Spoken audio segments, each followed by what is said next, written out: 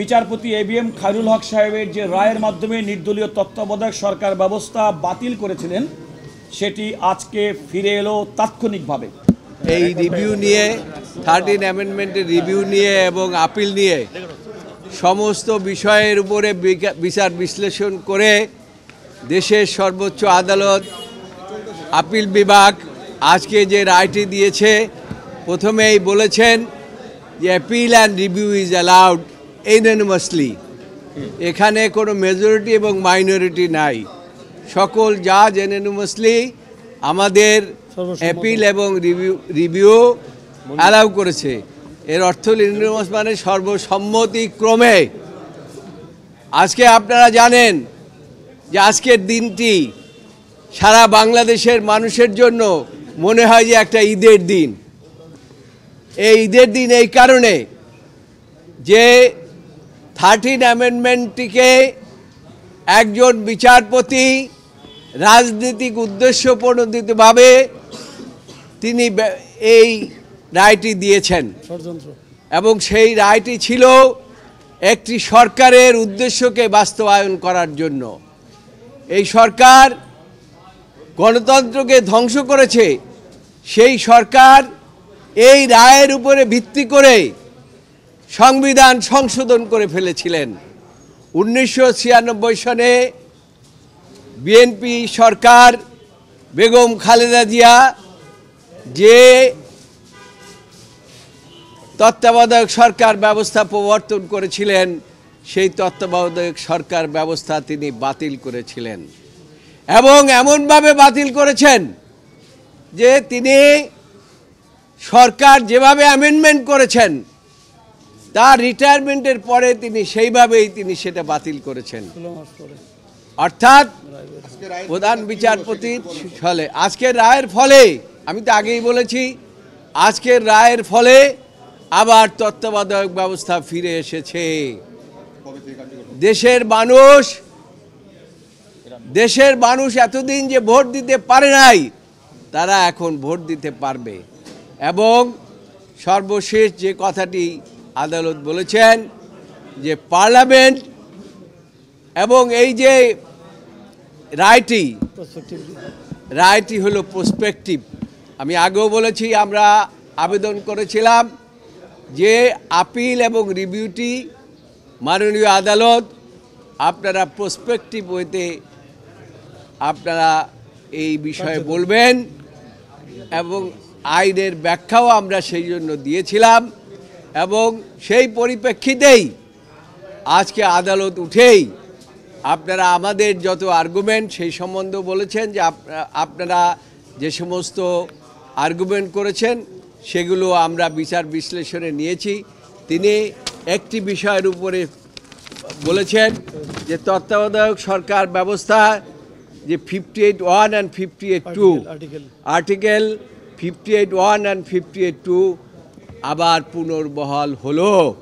এর অর্থ হলো তত্ত্বাবধায়ক ব্যবস্থা আবার ফিরে আসলো। তিনি জাজমেন্টের অন্যান্য বিষয়গুলো বলেছে, এইটা হলো প্রিলিমিনারি, আমরা জাজমেন্ট দিলাম ইউনিভার্সালি, জাজমেন্ট ফলোড, আরও এর মধ্যে হয়তোবা কোনো কিছু ডিটেলস ইনক্লুড করতে পারে। আমরা মনে করি যে এটা খুশি না, খালি ঈদের দিন আমাদের মনে হচ্ছে। তার কারণ বিএনপি খালি খুশি না, সারা জাতি খুশি। বিএনপি একটা বড় রাজনৈতিক দল,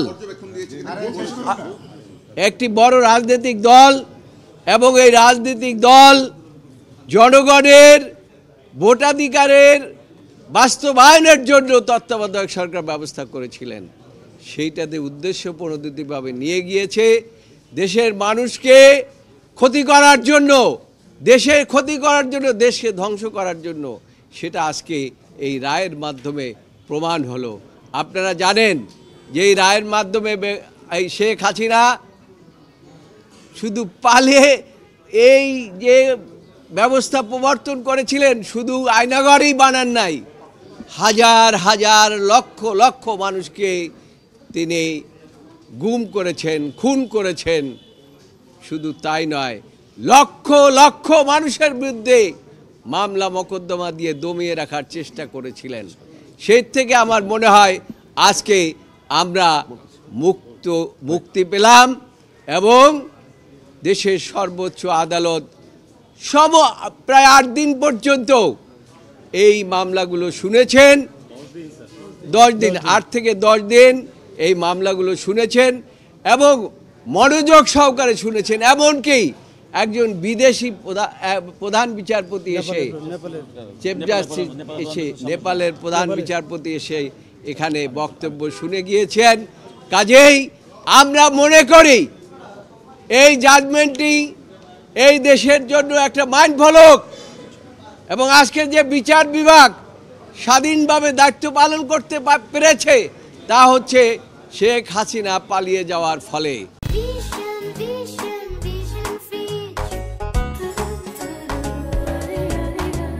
বিএনপির পক্ষ থেকে আমাদের lead councillor senior advocate Zainul Abedin তার বক্তব্য দিয়েছেন, আপনারা ইতিমধ্যে জেনেছেন।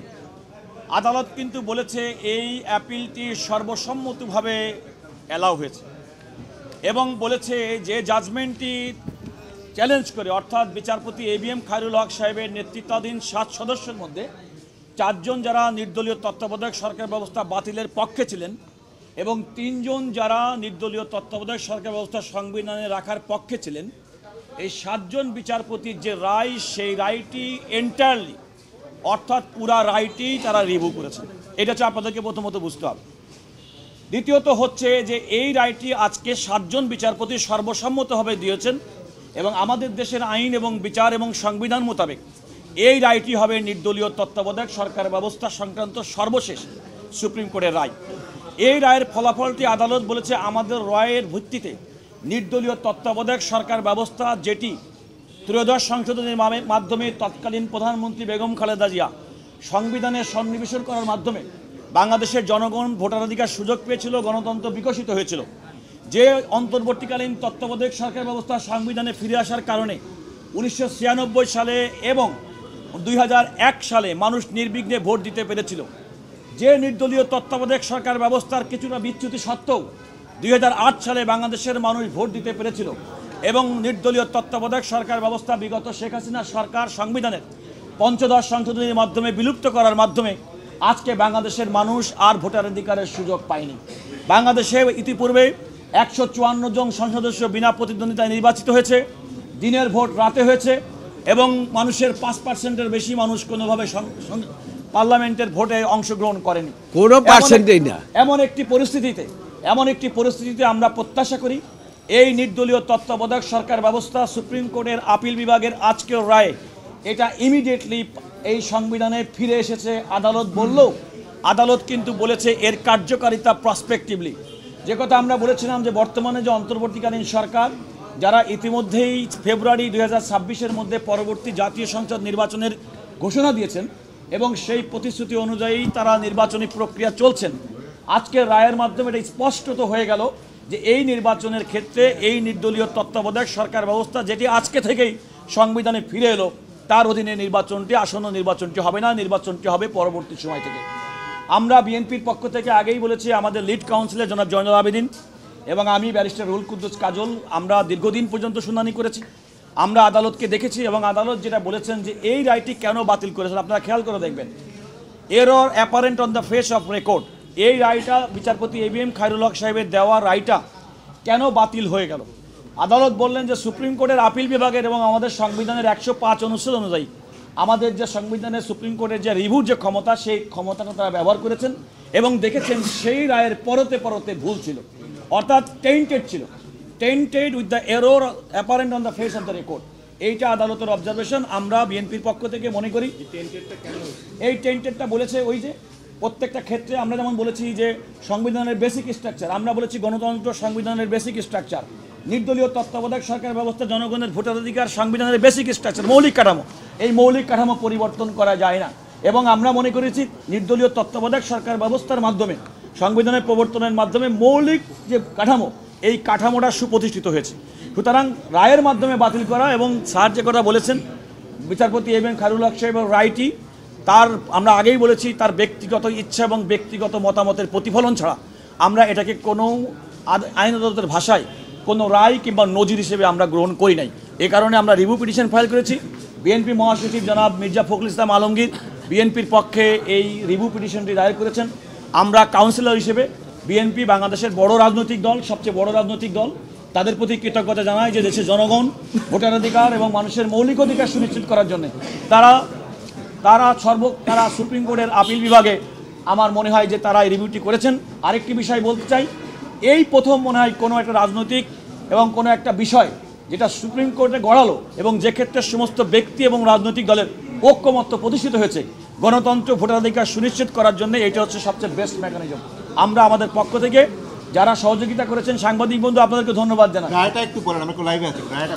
রায়টি হচ্ছে সংবিধানের আজকে সুপ্রিম কোর্টের আপিল বিভাগ বিএনপি, অন্যান্য রাজনৈতিক দল এবং বদিউল আলম মজুমদার কর্তৃক দায়েরকৃত বিচারপতি ABM খায়রুল হক সাহেবের যে রায়ের মাধ্যমে নির্দলীয় তত্ত্বাবধায়ক সরকার ব্যবস্থা বাতিল করেছিলেন সেটি আজকে ফিরে এলো তাৎক্ষণিকভাবে। তবে এই রায়ের কার্যকারিতা হিসেবে পরবর্তী নির্বাচন হবে 2026 সালের ফেব্রুয়ারি মাসে অনুষ্ঠিতব্য নির্বাচনের পরে। না, মাসুদ যে কথাটি জানতে চেয়েছে সেটা হচ্ছে আর্টিকেল 56 অ্যান্ড 58 এবং এইটা বাস্তবায়িত হয়েছিল 1996-এ। উনি পরিষ্কারভাবে উল্লেখ করেছে 1996 সনে এই যে আর্টিকেল 58(1), 58(2) সেখানে যে এই ব্যবস্থা প্রবর্তন করেছিলেন এবং যেটা পরবর্তীতে এই 13 অ্যামেন্ডমেন্টের জাজমেন্টে বাতিল করেছিলেন, সেটা আবার তিনি পুনঃপ্রবর্তনের কথা বলেছেন।